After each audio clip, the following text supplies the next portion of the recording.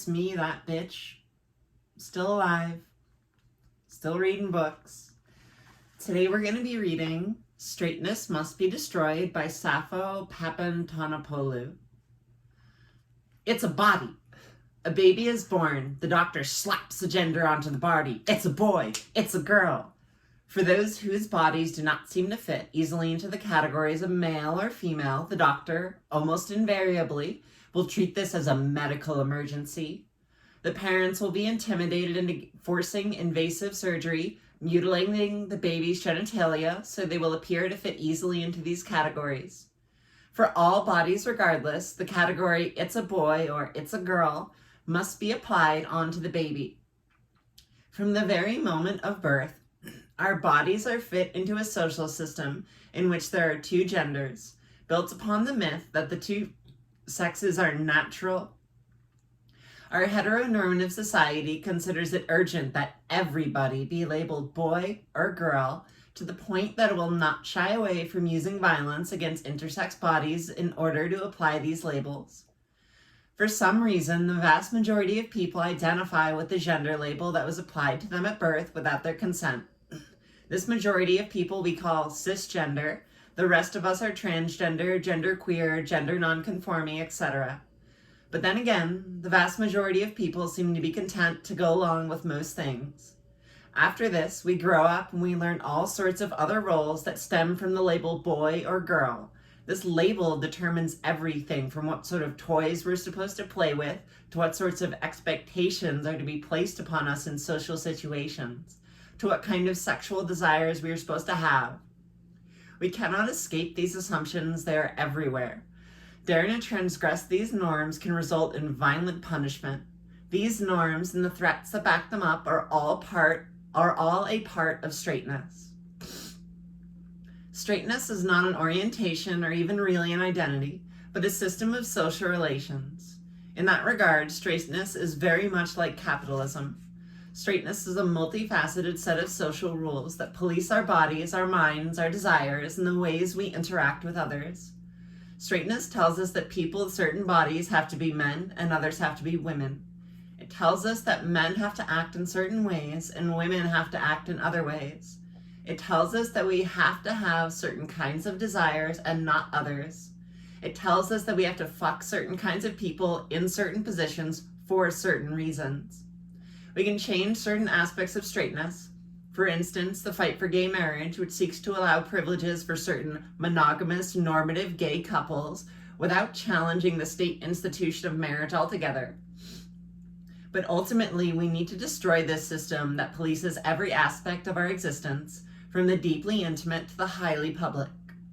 Like any system of social relations, straightness is both something that is out there, in the larger world we call society or the system, as well as something that is inside, in our heads, in our hearts, in our minds. It's something that we do to other people as we have had done to ourselves. For people who call themselves straight, it is something that one is constantly proving and reifying.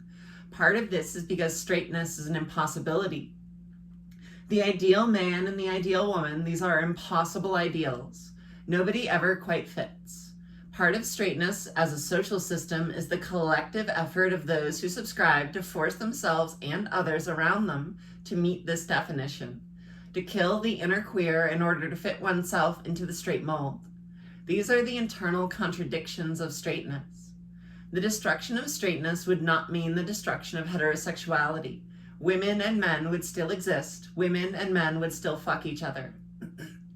The destruction of straightness, however, would mean the destruction of a set of norms and assumptions, of hierarchical social relations that are forcibly imposed upon all of us.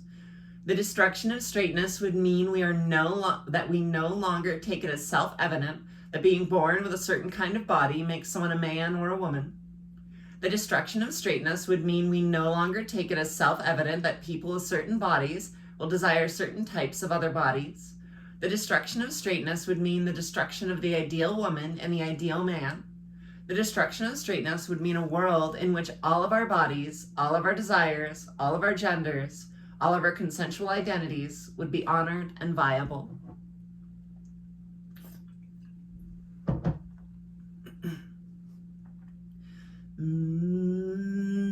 queering shit up. Queerness is by definition the antithesis of straightness. Queerness is the total of every desire, every body, every way of relating that is prohibited by straightness. Queerness includes gender nonconformity, transness, homoeroticism, BDSM, or even the radical notion that two hetero men who are friends can hold hands in public. Fucking bro for life. No, that I actually feel like that's really important.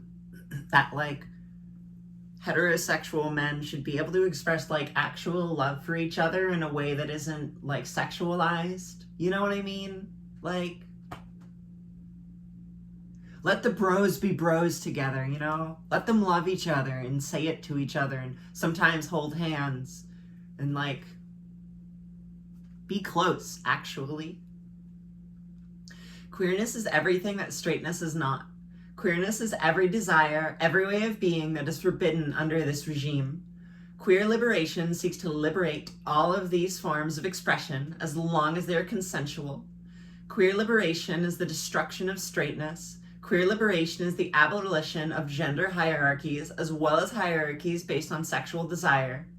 That's the whole fucking... You seen the shit in the memes the last few years where it's like, big bottom energy, can't pick restaurant.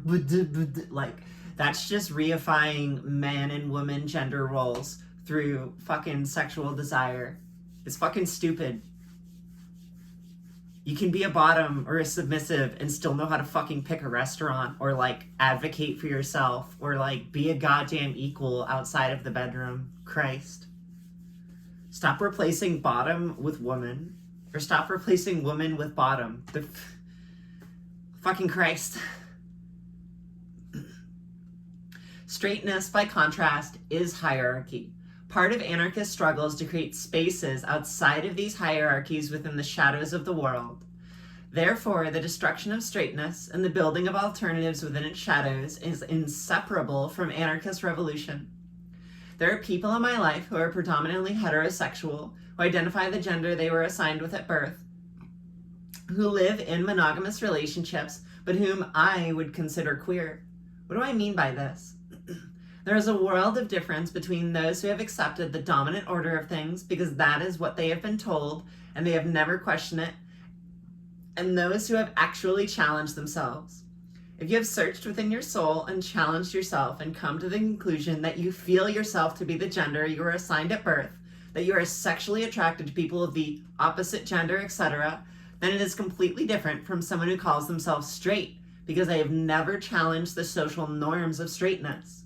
Not questioning these norms within your own self and your relationships with others around you is to play into the dominant order of straightness. Questioning them, regardless of the conclusions you may reach, is a revolutionary act. This is why Finster is great. Because he was like, let me check this shit out. And then he was like, yeah, I'm a dude. And I was like, yeah, man. Cis plus. We like Finster. He's a good guy. He's very attractive, regardless of like how he's presenting. Anyway, my horniness for Finster aside. Straightness doesn't make any sense. The internal contradictions. I want to look at a few concrete examples of how straightness functions in our society. I want to preface this with the recognition that there is tremendous diversity across cultures in terms of gender and sexual norms. In case you are wondering about my own background, I am queer, transgender, third gender anarchist. My family is Greek Egyptian, and my mother was a war refugee. I was born in the United States. I write this based on my own experience of being queer in the United States, and I do not mean to generalize this across all cultures. However, I hope and I believe that these ideas will prove relevant in a variety of contexts. All of these examples are imagined as taking place in the United States, but could perhaps be translated and transformed to represent gender and sexual regimes in other cultures and other contexts. A working class, heterosexual, cisgender man wants to marry his girlfriend. His girlfriend is a heterosexual, cisgender woman who comes from a middle-class background, but is currently broke. She feels entitled to a very expensive diamond engagement ring. He feels slightly jilted by this. Quote, "Why should I have to pay for something so expensive for her?" he thinks. She feels hurt by this and feels that he doesn't love her enough. They get into a fight about it. Finally, he takes out loans and maxes out all his credit cards to buy her the ring. The money that he borrows from the credit card industry, and which will cause him to be enslaved in debt for years to come in order to pay back, goes to support the blood diamond trade in southern, central, and western Africa. There, people have been massacred, societies torn to shreds to fuel Westerners' hunger for shiny objects. There's like a good Adam Ruins Everything. It's like years old at this point, but he goes into how the whole like wedding ring thing was like an entirely manufactured like capitalist thing. It's not, there's no fucking history or tradition. It was at one point, I forget the jewelry company, they were like, we have a good marketing campaign, let's fucking make bitches buy rings. Like, it's fucking, it's, if you think you need to buy a ring, you're literally drinking the Kool-Aid that a corporation made to get fucking money from you. This is one way in which straightness as a system of social relations feeds into and is fed by capitalism, particularly capitalistic economic neocolonialism and its quest to ravage the people and lands of the global south. Both members of the couple are oppressed and wounded by a set of social norms which exist outside the two of them, which has dictated the right and wrong ways for them to express their feelings for each other.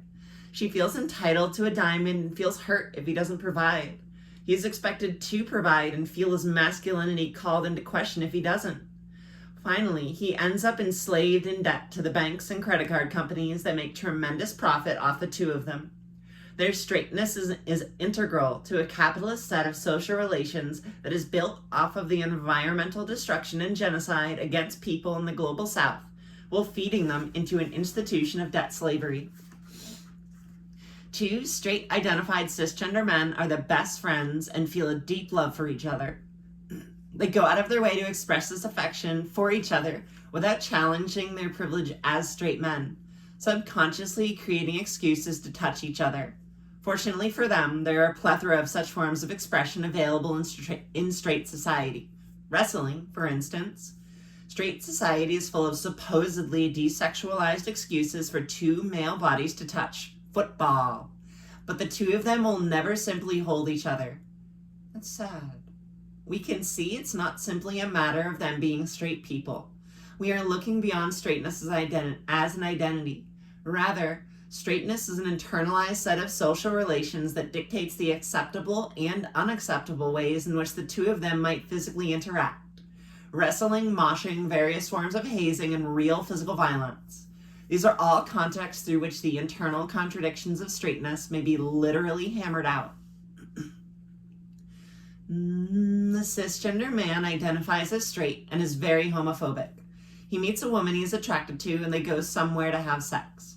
In the process, he finds out that she has male genitalia. He flips out and reacts violently against her. This is a fear that many trans women, such as her, must constantly deal with.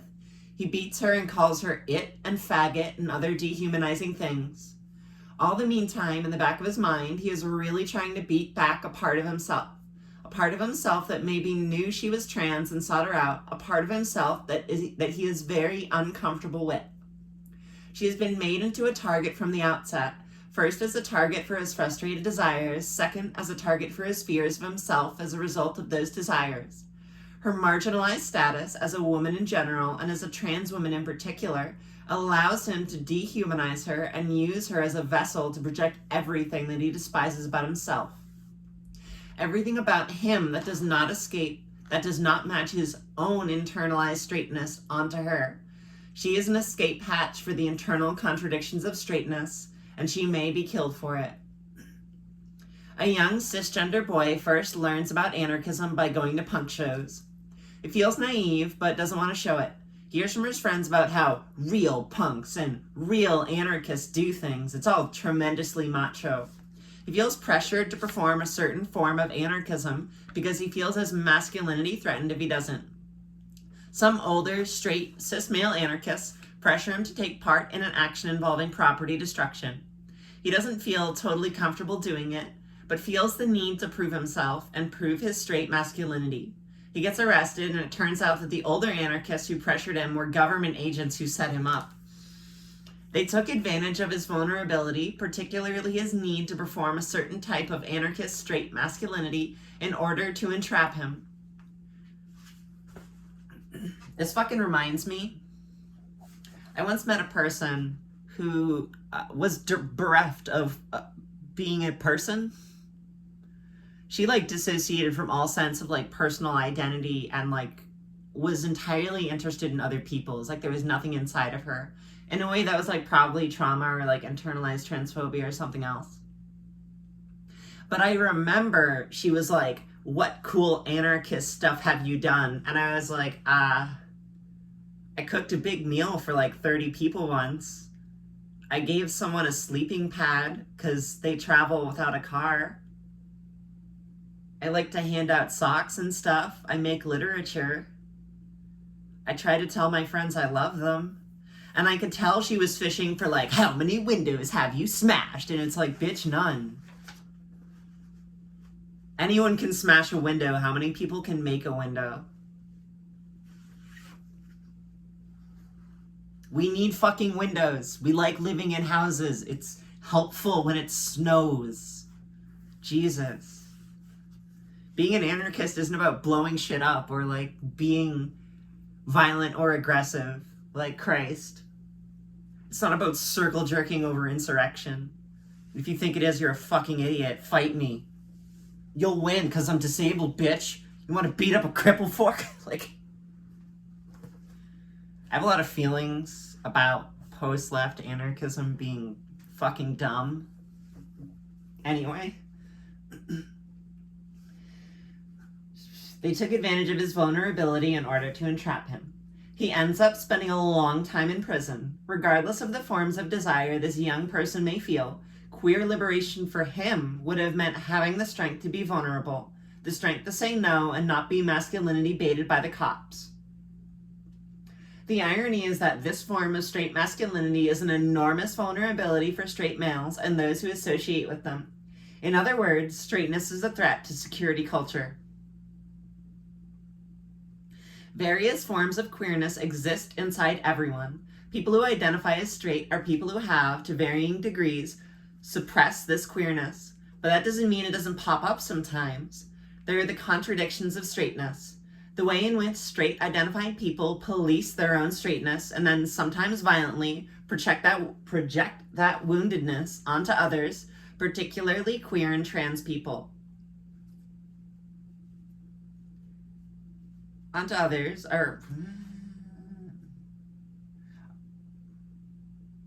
Project that woundedness onto others are all forms of violence, both psychological and physical, that are inherent to the social institution that is straightness. This straightness predominantly and primarily oppresses queer people.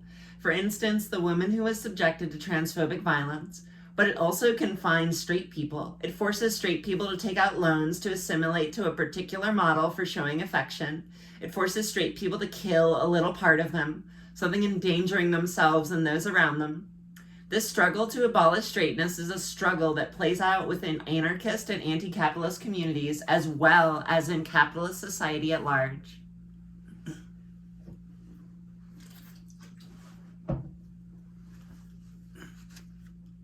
Queer liberation is for everyone. Queering anarchism.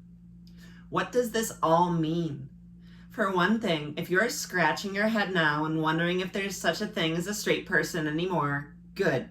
If your concept of normal is feeling a little less secure, good. Everyone is, in some way or another, alienated, confined, or oppressed by rigid gender roles and sexual mores. In other words, the moral of this story is not just that straightness must be destroyed, but also that queer liberation is for everyone. There are certainly people with a great deal of straight privilege. We can't forget about that. But what matters the most is, do you act in a way that reinforces straightness as an oppressive social institution? For example, do you make gender assumptions about people, assume people are heterosexual, make insensitive assumptions about people's pronoun preferences, judge people whom you view as gender nonconforming, etc.? If you challenge the ways you have internalized straight forms of social relations and listen to people with less straight privilege than you, then you will become, in ways, less straight. You will become part of the solution, creating a better world for queer and trans folks and queer experiences of gender and sexuality within the shadows of this world. Speaking of straight privilege, I remember sitting by a river with one of my partners, and we watched a gender conforming presenting presumable woman come with her kids. And our lack of privilege showed in the fact that we wouldn't touch one another or kiss or display affection while she was around, because this was a rural red county. And it sucks. It sucks to feel estranged from people you love because you're afraid someone else is gonna fucking kill you for it. When we talk about queerness as something separate from identity, something beyond just queer people, we see it as a set of desires, relationships, ways of being, ways of acting, and forms of gender and sexuality that are violently repressed through various means by straightness. In other words, it is straightness that insists all bodies must be either male or female. It is straightness that dictates those whose bodies don't fit the binary model of sex and gender that must be mutilated at birth. It is straightness that says male-bodied people must identify as men and act as men. It is straightness that says female-bodied people must identify as women and act as women. It is straightness that confines us to certain limited numbers of acceptable ways to express our desires. Everyone who dares to defy these prescriptions and all the desires we feel that fall outside of them, this is queerness. Those of us who live the most visibly outside of these straight norms are often subjected to violence. Trans women, drag queens, and effeminate gay men, along with bull dykes and trans men, are the most common target of straight men's projecting of their own traumas around gender and sexuality. Straight people, especially straight men, as the people with the most privilege in our society when it comes to gender and sexuality, have an obligation, as part of an anarchist movement, to unlearn their own gender and sexual assumptions. All of us have obligation to unlearn straightness, to unlearn the ways we have been socialized into straightness, much like the ways in which we have been socialized into capitalism. There is an old situationist slogan that calls to, quote, kill the cop inside your head. Killing your inner cop means abolishing capitalist ways of thinking, abolishing the messages the state has fed to us and we have internalized. This is a hard, painful process, and it is never fully complete. Part of killing your inner cop and dismantling internalized hierarchies is deconstructing forms of oppression you have internalized. Class society, racism and white supremacy, patriarchy, ableism, ageism. I still see fucking ageism so much in the trans community. It makes me mad and sad. I am angry and sad at the same time. Because I see so many times when like older people come to trans groups I help run that like they can feel the alienation, and at times when it's like a group of 10 to 15 people who are between like 20 and 35, people make jokes about people being older in a way that whenever an older trans person has been present, I can see the shit they feel on their face. And I'm like, I've known plenty of older radical queers who are fucking cool. And we shouldn't be acting like being old is de facto conservative or shitty.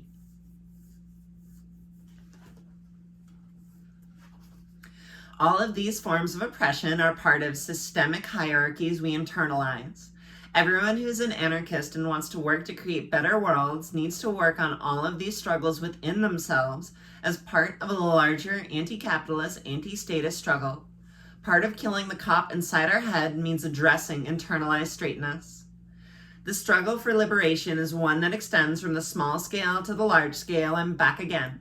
From the small scale, intimate world of our own personal relationships deep down to our minds and bodies and our souls to the large scale world of globalized capitalism. The struggle for queer liberation and the struggle to abolish straightness. These are inseparable from anti-capitalist and anti-status struggles. The collective effort to abolish straightness is one that serves to benefit all in the long run. The collective effort to abolish straightness, to allow queer forms of gender, sexuality, identity, and performance out of the closet and into our own anti-capitalist struggle. This is a kind of liberation for all. Taking the time to reevaluate the language we use to communicate about gender and sexuality, and the assumptions we make about people's bodies and desires, including our own, is not only absolutely essential for the inclusion of queer people in our struggles, it is essential for the inclusion of queerness that is present inside all of us. This kind of queer praxis and the radical inclusion that it allows is absolutely essential to any kind of genuine anti-hierarchical, anti-capitalist, and anti-statist struggle. There's one footnote that was given back when the story was talking about like the potential cis straight guy who is like suckered by the cops into property destruction. I think it's relevant. Please note, I am not arguing that there is anything inherently straight about property destruction.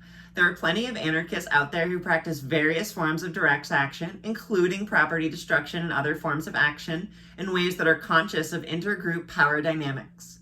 What I am concerned with is not which particular form of anarchist politics are used, but rather the cult of machismo within many anarchist communities, and the ways in which these forms of machismo make straight men and those around them vulnerable.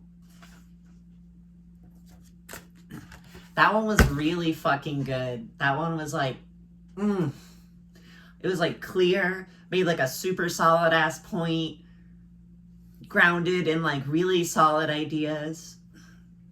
And I can definitely see the like, it's transformed by being queer, but the cop in my head that still says that any expression of affection between two men is sexually coded, like I see that. It's there. I was watching like Super Eye Patch Wolf's pro wrestling video, and there's a section where like three guys in the shield thing, they're fucking bros, but like in like a really deep and genuine way that was like super heartwarming. You know, I mean, part of it's a performance, but it was also like, oh, yes, good. And like my immediate reaction is like, this is homoerotic as fuck. Like, but guys can be incredibly close friends with each other, and that doesn't mean they have to have sex or be gay. I gotta kill that cough in my head, fuck. Like, this is a good essay. I feel like there's a lot of heterosexual people who identify with straightness who would benefit a lot from that, for sure. All right. I got shit to do. You got people to fuck. Drink water.